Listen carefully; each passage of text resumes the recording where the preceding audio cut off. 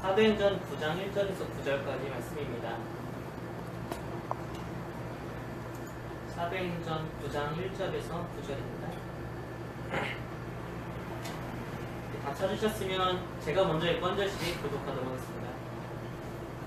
사울이 주의 제자들에 대하여 여전히 위협과 살기가 등등하여 대제사장에게 가서 다메섹 여러 회당에 가져갈 공물을 청하니 이는 만일 그들을 위하는 사람을 만나면 문제를 막론하고 결박하여 예루살렘으로 잡아오려 하리라.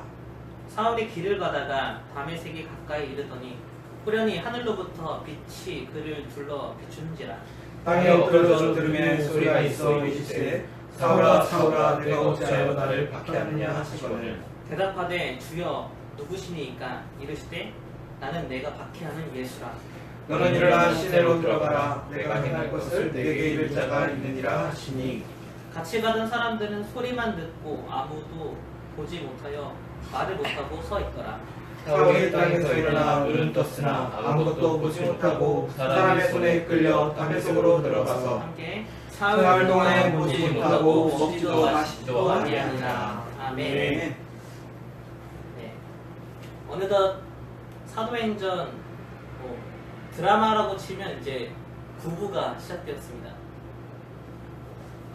이 사도행전은 참 마치 드라마같이 아주 스토리가 정교하고 또 재밌게 잘 짜여져 있어서 그 내용이 이렇게 연결되는 게 보면 참 재밌어요. 이 사도행전 9장은요, 그리고 이 드라마 치면 이 9부는 뭔가 드라마의 새로운 국면을 맞이하게 되는 그런 시작이 되는 그런 장입니다. 우리가 지난주까지 우리가 살펴봤던 것처럼 8장에 이제 스데반이 죽잖아요. 스데반이 죽었다는 것을 기점으로 해서 그동안은 이제 가만히 있었는데 약간 위험만 했는데 스데반이 죽고 나서 이제 공식적으로 그리고 아주 대대적으로 그리고 조직적으로 그리스도인들에 대한 박해가 시작됩니다. 한번 생각해 보세요. 스데반이 아무리 이제 율법을 따른다고 하더라도 재판 없이 한 사람을 그렇게 돌로 쳐서 죽였다는 거, 그거를 생각해 보면 보통 사람들에게도 충격적인 일이었을 거고 또 같은 그리스도인들은 더 충격적인 일이었겠죠. 이 스데반이 죽으면서 사실상 암묵적으로는 이제는 이와 똑같은 방법으로 그리스도인을 잡고 죽여도 된다라는 게 암묵적으로 이제 동의가 되었을 거예요. 이런 이제 전체적인 분위기가 형성이 되면서 이제 예루살렘에 모여 있었던 사람들이 더 이상 안 되겠다. 여기에 가만히 있다가 우리가 큰 해를 당할 수도 있겠다라고 해서 세계 각지에서 모여들었던 그리스도인들이 다시 고향으로 돌아가는 일이 생깁니다. 하지만 이게 하나님의 계획이었다는 거 너무나 잘 알고 있죠. 이렇게 스데반이 죽고 그리스도인들이 흩어지게 된 사건이 오히려 전화위복이 되어서 오히려 이제 그들이 고향에 돌아가서 다시 자신들이 예루살렘에 갔다가 경험한 그 예수 그리스도의 부활과 성령을 전하기 시작하게 되었습니다. 그래서 오히려 이 9장 이후로 예수 그리스도의 이 복음, 십자가의 부활, 십자가 부활 이것이 세계 곳곳에 전해지는 계기가 되었고 교회는 이제 마침내 선교의 시대로 접어들게 됩니다. 그리고 이 선교의 시대에서 가장 중추적인 역할을 했던 것이 바로 사도 바울인데 바로 이 사도 바울이 지난주 8장 끝부분에 아주 엑스트라처럼 나오는 것 같았는데 자연스럽게 9장에 가서 주인공으로 이제 이 모든 나머지 이야기의 중심으로 이제 들어서게 되는 그런 내용입니다.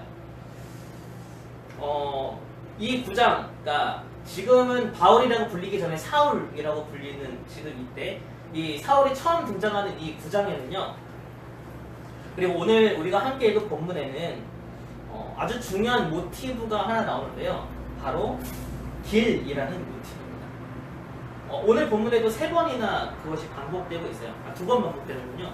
2절에 보면 그 도를 따르는 사람, 그러니까 그 길을 따르는 사람이라는 뜻이죠. 그리고 3절에 보면 사울이 길을 가다가, 그리고 오늘 본문은 아니지만 11절에 보면 집가, 직가라는 아주 곧게 뻗은 길이라는 그런 단어가 나오는데, 바로 이 9장을 그리고 사울이 처음으로 예수님을 만나는 이 중요한 사건에서 굉장히 중요한 모티브가 되는 것이 바로 길이라는 것입니다. 길. 그러면서 좀 이런 고민을 한번 해봤어요. 나는 지금 어떤 길 위에 있는가?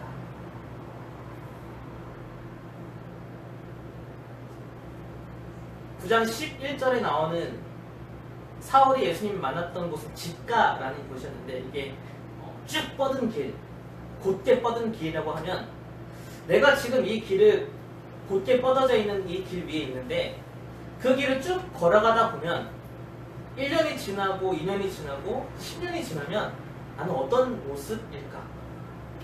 그걸 한번 생각을 해봤습니다.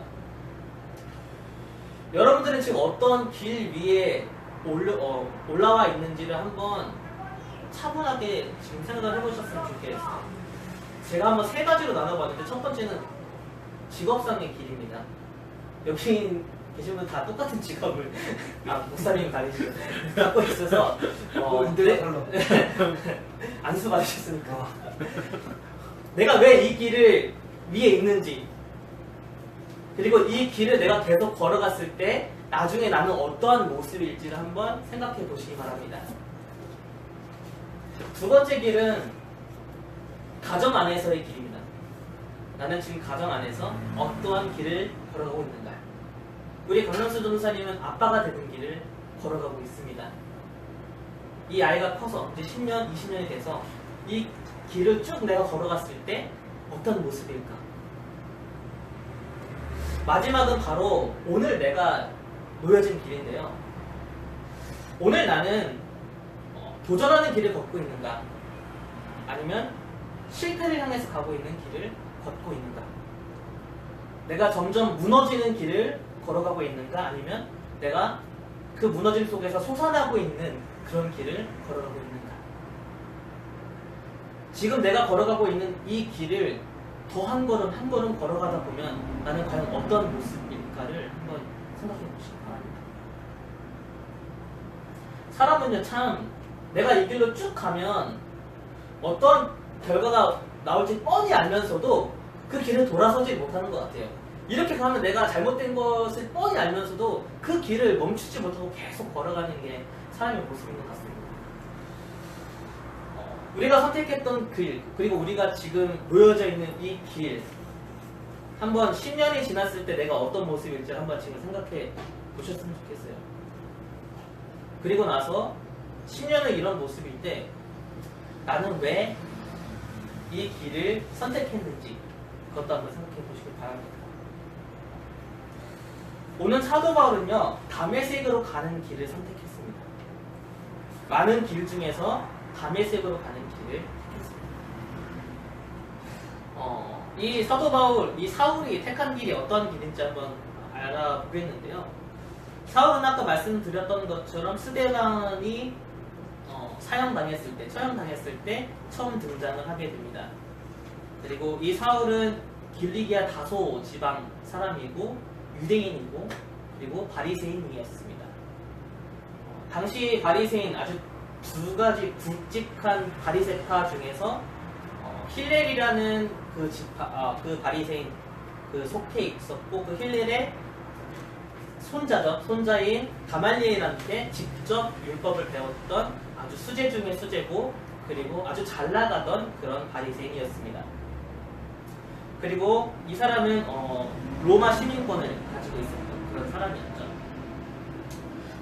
사울은 아마도 이제 많은 사람들이 이렇게 추측을 하는데, 이 사람은 헬라어를 쓰고 있었던 유대인이기 때문에 헬라어를, 그러니까 그리스어를 쓰는 사람들의 회당에서 모여가지고 율법에 대해서 얘기를 하다가 이제 같은 헬라어를 쓰는 스데반이 설교하는 것을 듣고 분노하여서 그때부터 그리스도인들을 잡아야겠다는 마음이 생겼다라고 이렇게 추측을 합니다. 어찌됐건 간에 이 바울이라는 사람이 스데반을 박해하고 죽인 사건 이후로 갑자기 그리스도인들에 대한, 예수님의 그 길을 따라가는 사람들에 대한 살기가 등등하여져서 지금 다메섹으로 그리스도인들을 잡으려고 잡아서 예루살렘을 끌고 가려고 지금 다메섹으로 가고 있습니다. 혈기가 왕성했던 사울이 택한 길은 다메섹으로 가는 길이었고 그 길은 그리스도인을 잡아서 죽이는 길이었습니다. 여기서 이런 질문을 한번 해보았어요.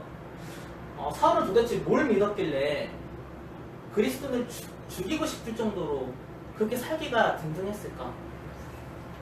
보통 이제 내 의견에 반대되는 사람이 있으면 그냥 뭐 그럴 수 있어. 아니면 그거에 대해서 조금 미운 마음이나 아니면 다투는 마음이 생길지 몰라도 나랑 반대되는 사람한테 죽이고 싶은 마음은 들지 않잖아요. 근데 사울은 도대체 왜 무엇을 믿었길래 그리스도인들을 죽이려고 했을까? 혹시 탄자니아의 하얀 흑인이라는 그 기사를 혹시 보시거나 접한 적 있으십니까? 아프리카에 있는 어린이 중에서 백색병이 걸려서 피부가 전체가 다 하얗게 되는 그런 병을 앓고 있는 그런 아이들이 있어요. 근데 탄자니아에서는 어디서부터 시작되는지 모르겠지만 이 하얀 아이의 신체 일부분을 가지고 있으면 부자가 된다라는 아주 말도 안 되는 그 문장 하나 때문에 그 하얀 흑인을 잡아서 아이들의 신체를 자르고 때로는 죽여서 시체를 팔기도 하는, 그리고 그 하얀 흑인을 지키려고 하는 부모님까지 죽이는 그런 참 잔혹한 일들이 지금도 벌어지고 있습니다. 무엇을 믿느냐에 따라서 참 무서운 결과가 나타나는 것 같아요. 아주 단순한 문장 하나잖아요. 단순한 말 하나. 하얀 흑인의 신체 일부를 가지고 있으면 부자가 될 수 있다. 어찌되면 참 허무맹랑한 그 말 때문에 너무나 큰 일들이 벌어지는 것이죠. 근데 우리에게도 참 우리가 믿고 있는 참 많은 문장들이 성경의 말씀을 가리고 있을 때가 참 많은 것 같아요. 예전에 한 청년이 예배 시간인데 꼬박꼬박 예배 시간 내내 졸고 있는 거예요. 목사님이 설교를 하러 나오셨는데 그 꼬박꼬박 졸고 있는 그 아이의 태도가 마음에 안 드는 거죠. 그리고 주변에서도 막 수근수근 거리는 거예요. 그리고 나서 이제 예배가 끝나고 이제 그 아이를 불러다가 야단을 치는 소리가 여기서 막 들리기 시작합니다. 심지어는 너는 오늘 하나님 말씀을 듣지 않았기 때문에 너는 예배를 드린 게 아니야. 그렇게 혼을 내는 그런 이야기, 그 이야기가 막 들리기 시작하는 거죠. 근데 알고 보니까 이 청년은 밤새도록 생활고 때문에 아르바이트를 하다가 딱 한 시간 자고 예배가 너무 드리고 싶어서 한 시간 딱 자고 와서 예배를 드리러 왔는데 너무나 피곤해가지고 그냥 졸렸던 거죠. 하지만 그 예배 시간에 졸았고 하나님 말씀을 듣지 않았기 때문에 너는 예배를 드린 게 아니야 라는 그 말 한마디 때문에 이 친구가 계속 이제 교회를 다닐 수 있었어요. 물론 이거는 그냥 각색한 이야기지만 이런 얘기 참 많이 우리도 하는 수도 있고 아니면 참 듣는 것 같아요. 예배 늦으면 안 된다. 예배 절대 늦으면 안 된다. 큐티를 매일 하지 않으면 신앙생활 하는 게 아니다. 집 사는데 어떻게 헌금을 안 낼 수가 있냐. 뭐 이게 옳고 그름을 떠나서 이런 말 한마디 한마디가 때로는 어떤 한 사람의 신앙을 무너뜨리고 하나님께로 나아가는 것을 가로막고, 그래서 이 사람이 하나님을 등진다면 이 말 한마디가 결국 그 사람이 생명으로 갈 수 있는 길을 막아선 건 아닌지 한번 생각해 봤으면 좋겠습니다. 혈기가 왕성했던 사울이 택한 길은 그리스도인들을 잡아서 죽이는 이였습니다. 사울이 택한 것은 자기가 생각하는 율법을 아주 철저하게 지키는 것, 자기가 생각할 때 옳았던 것을 지키는 것이었고, 그리고 어쩌면 이 일을 통하여서 정치적으로 더 빠르게 자기의 자리를 유지하거나 아니면 더 빨리 출세할 수 있는 길일 수도 있었습니다. 하지만 만약에 사울이 그 길을 계속해서 걸어갔다면 그 길의 끝에는 과연 뭐가 있었을까요? 결국에는 하나님의 심판을 피할 수 없었을 것입니다. 사울이 갔던 다메섹은 굉장히 그 당시에는 큰 도시였습니다. 지금으로 치면 시리아라는 한 큰 나라, 예전에는 아람이라는 그 나라의 수도였고, 그리고 참 많은 그리스도인들이 살았던 도시였습니다.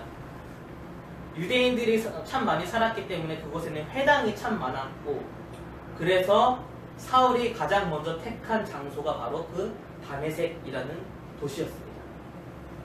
이왕 할 거면 제대로 더 많은 그리스도인들을, 더 많은 회당이 있는 곳에 가서 내가 열심을 다해서 그 그리스도인들을 다 잡아서 예루살렘으로 끌고 오겠다라는 공식적인 체포영장까지 받아서 아주 제대로 한번 해보겠다라고 다메섹으로 가고 있었습니다. 그리고 오늘 본문을 보니까 동행하는 사람들도 분명히 있었습니다. 오직 마음의 살기로만 가득하고 그리스도인을 죽이겠다는 그 마음으로 가득하여서 원어상의 표현을 보면 이것이 마음에 가득 차서 내뿜는 호흡 그리고 내뿜는 말 모든 것이 다 살기로만 가득한 상태, 그 상태로 아주 그리스도인들을 죽이려는 그 마음 가득히 다메섹으로 가고 있었어요.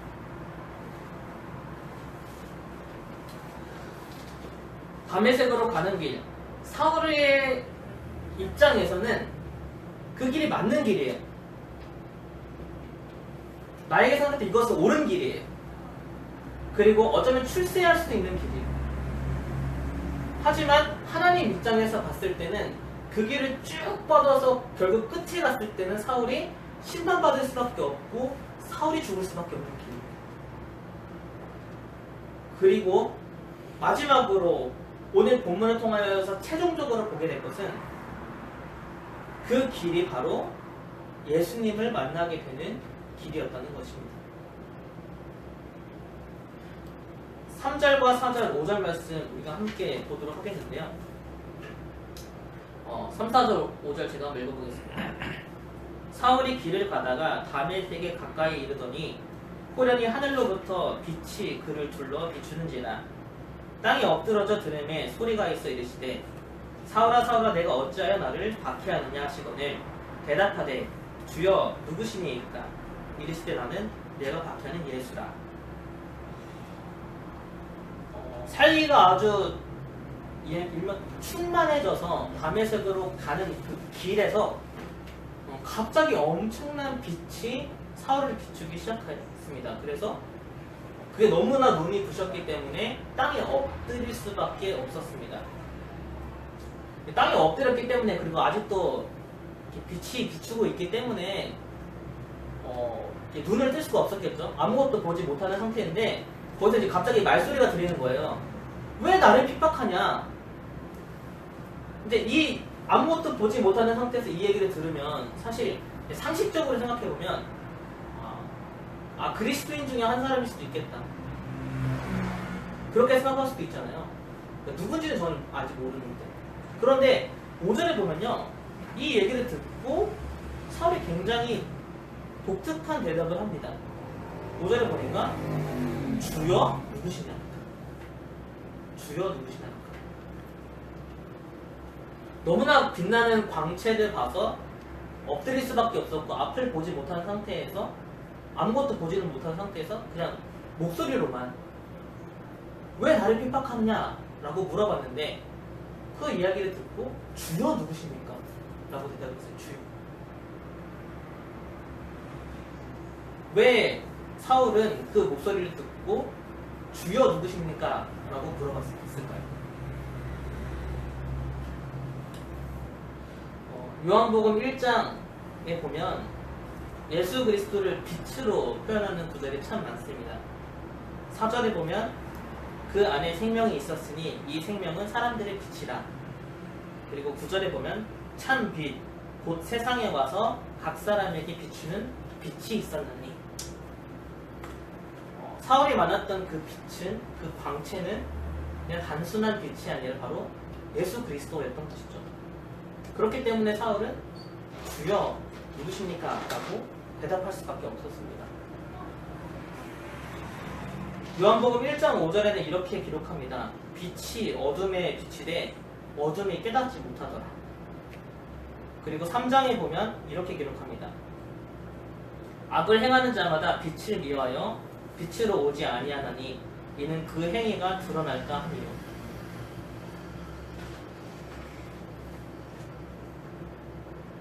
이 땅에 오셔서 모든 사람들을 비추는 빛, 바로 예수 그리스도가 우리에게도 오셔서 우리를 비추시는데, 문제는 우리가 그 빛으로 나오기를 싫어한다는 것입니다. 빛은 어둠을 드러내기 때문에 그 빛 앞에서 우리의 죄도 드러나고, 우리의 악함도 드러나고, 우리의 잘못된 동기도 드러나고, 우리의 잘못된 계획들, 우리의 욕심도 다 드러나기 때문에, 그래서 우리가 빛으로 나오기를 싫어한다는 것입니다. 우리가 어떤 길을 가든지 간에 때로는 그 길 위에 갑자기 빛이 비출 때가 있습니다. 그래서 이런 생각을 합니다. 아, 내가 잘 가고 있는 건가? 이 길이 맞는 건가? 분명 이 길이 맞다고 생각했는데 왜 이렇게 공허하지? 왜 이렇게 잘못된 것 같지? 어쩌면 내가 잘못된 길을 지금 가고 있는 건 아닐까? 우리가 걸어가고 있는, 우리가 하고 있는 그 일 속에 갑자기 이런 빛이 비출 때가 있어요. 이렇게 우리의 삶에 빛이 비쳤을 때 우리는 우리의 어두움과 바로 직면하게 됩니다. 내 동기의 악함, 내 잘못된 계획, 내 실수, 내 연약함, 그러한 내 어두움과 직면하게 되는 것이죠. 우리가 우리의 삶에 때로는 갑자기 비춰오는 이 빛 때문에 내 어둠, 내 악함, 내 죄와 직면하게 될 때 우리는 그때 그 길을 피하는 것이 아니라 오히려 더 빛을 향해서 나가야 합니다. 때로는 하나님 앞에서 내 욕망이 아주 철저하게 밝혀질 때, 내가 가진 너무나 악한 면들이 고발당해질 때, 내 어둠과 내 숨겨져 있던 그런 감정들이 마구마구 올라와서 이 모습을 내가 직면해야 될 때, 그렇게 내가 무너질 것 같고 실패한 거라고 판명이 난 것 같고 내가 잘못 선택했다라는 게 분명히 드러나고, 그리고 결국에는 좌절하고 내 존재 자체가 흔들리는 그런 아주 내가 무너지는 그 순간, 내 어둠이 다 드러나는 그 순간이 오히려 은혜이고 더 빛을 향해 나아가야 될 때입니다. 사울을 한번 생각해 보세요. 그냥 있는 거라고는 살기밖에 없었어요. 얼마나 열심히 율법을 공부했고 얼마나 뛰어난 사람들한테 배웠는지 그것이 맞다고 옳은 길이라고 확신을 하고 그 길을 걸어갔는데, 갑자기 비춰진 빛 앞에 너무나 연약하게 그냥 땅에 엎드릴 수밖에 없었습니다. 예수 그리스도를 믿는 사람들을 다 죽이겠다는 그 한 가지 신념을 가지고 갔는데, 그 사람들이 줄곧 얘기했던 그 부활하신 주님이 내 앞에 나타난 거예요. 가짜라고 생각했는데, 거짓말이라고 생각했는데 그 예수님이 진짜 내 앞에 나타난 거예요. 그 순간 사울한테 어떤 감정이 들었을까요? 내가 그동안 잘못 살았구나. 내가 잘못된 길을 걸어가고 있었구나. 정말 예수님이 살아계셨구나. 그렇다면 나는 하나님 앞에서 얼마나 큰 죄를 짓고 있었구나. 나는 도대체 뭘 믿고 있었고, 내가 믿고 있었던 것이 얼마나 허무맹랑한 일이었고, 하나님 앞에서 내가 지금 얼마나 큰 악을 범하고 있는지, 그렇기 때문에 엎드릴 수밖에 없었고 무너질 수밖에 없었던 것이 지금 바로 바울의 상황입니다. 4절에 보면요, 땅이 엎드려졌다라고 기록하는데요, 이 엎드린다는 표현이 그냥 단순히 땅에 엎어진다라는 표현이 아니라 원어상으로 보면 떨어지다, 그리고 넘어진다, 멸망한다, 상실된다, 붕괴된다, 사라져버린다, 한마디로 그냥 죽는다라는 표현이에요. 그 말을 듣고 그냥 죽은 거예요. 그런데 6절에 보면 일어나라, 예수님이 일어나라 라고 기록하는데, 이 일어나라 라는 표현은 그냥 몸을 일으킨다 라는 뜻이 아니라 살아난다, 부활한다 라는 뜻입니다.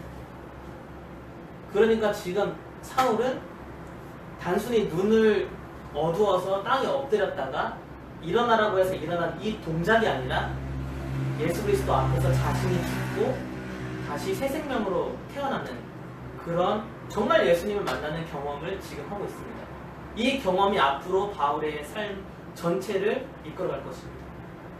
바울이 그렇게 죽도록 예수 그리스도만을 전했던 그 한 가지 동기가 있다면 바로 오늘 그 살아계신 주님을 만났고 그 앞에서 자신은 죽고 다시 예수 그리스도 그 새 생명으로 태어났기 때문입니다. 아마도 바울은 오늘 이 경험을 기억하면서 갈라디아서를 쓰며 이런 고백을 했던 것 같습니다. 내가 그리스도와 함께 십자가에 못 박혀 죽었나니 그런즉 이제는 내가 사는 것이 아니요 오직 내 안에 그리스도께서 사시는 것이다.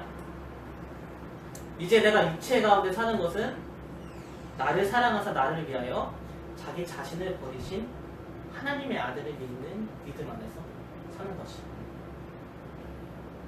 지금 당신을 따라 살아가고 있는 그 사람들을 죽이러 가는 나를, 그런 나까지도 사랑하셔서 나를 위해 죽으신 그 그리스도, 그분만을 위해 이제 살아가겠다. 우리 오늘 말씀 6절에 보면 이렇게 기록되어 있습니다. 너는 일어나 시내로 들어가라. 내가 행할 일을 내게 이룰 자가 있느니라. 단순히 예수님은 이제 이 사도 바울을 새롭게 하고 살리고 일으키는 것으로 끝나지 않고 너가 할 일이 있다라는 것을 분명히 알려줍니다. 너가 할 일이 있다. 여기서 너가 할 일이 있다라는 표현은 정말 좀 특별한 단어예요. 사실 굉장히 특별한 단어인데 하나님이 반드시 하시는, 어떤 일이 있어도 반드시 하시는 그 구원의 일, 바로 그거를 표현할 때 쓰는 단어로 여기 행할 일이라고 기록하고 있습니다. 그러니까 사울은 이제 자기의 신념을 따라서 예수님을 믿는 사람을 박해했던 그 예전의 삶은 오늘 이후로 완전히 사라지고 이제 새롭게 걸어가는 그 길은 바로 하나님이 반드시 이루실 그 구원의 일, 하나님이 이루실 그 일을 성취해 나가는 그런 생명의 길을 이제는 걷게 된다는 것입니다. 그렇기 때문에 이 다메섹의 길, 다메섹으로 갔던 그 길은 처음에는 예수님을 믿는 사람들을 죽이려고 했던 길이었고 계속 그 길을 걸어갔다면 오히려 사울이 죽는 길이었지만 그 길은 예수님을 만나는 길이 되었고 다시 살아나는, 바울이 다시 살아나는 그런 길이 되었습니다. 다메섹으로 가는 그 길에서 진정 길 대신 예수님을 만나게 된 것입니다. 오늘 말씀을 좀 정리하면서 우리가 지금 걸어가고 있는 그 길을 다시 한번 생각해 봤으면 좋겠습니다. 여전히 내 안에서 내가 산다면 우리는 어쩌면 지금 교만의 길을 걷고 있을지도 모르고 아니면 좌절의 길을 걸어가고 있을 수도 있고 우울의 길, 아니면 포기하거나 방황하는 길, 아니면 내 뜻대로 내 목표를 이루는 길, 아니면 다른 사람을 파괴하거나 내 존재 자체를 파괴하는 그런 길을 걸어가고 있을지도 모릅니다. 여전히 내 안에서 내가 살아간다면 우리는 그렇게 결론적으로는 내가 죽을 수밖에 없는 그 길을 걸어가고 있을지 모릅니다. 어떠한 길을 우리가 걸어가고 있던지 간에 그 길 위에서 빛이 비출 때가 있습니다. 그래서 내 존재 자체를 다 드러내고 내 모든 어두움에 직면하게 하는 그런 빛을 만날 때가 있습니다. 그때 우리가 다시 살아날 수 있고 다시 예수 그리스도의 그 길을 따라갈 수 있습니다. 오늘 우리가 함께 기도하면서는 먼저는 내가 지금 어떠한 길을 걸어가고 있는지 다시 한번 생각해 봤으면 좋겠고, 그리고 그 길 위에 빛이신 예수 그리스도를 다시 만나고 새롭게 태어나는 그런 은혜를 소망하면서 같이 기도했으면 좋겠는데요. 먼저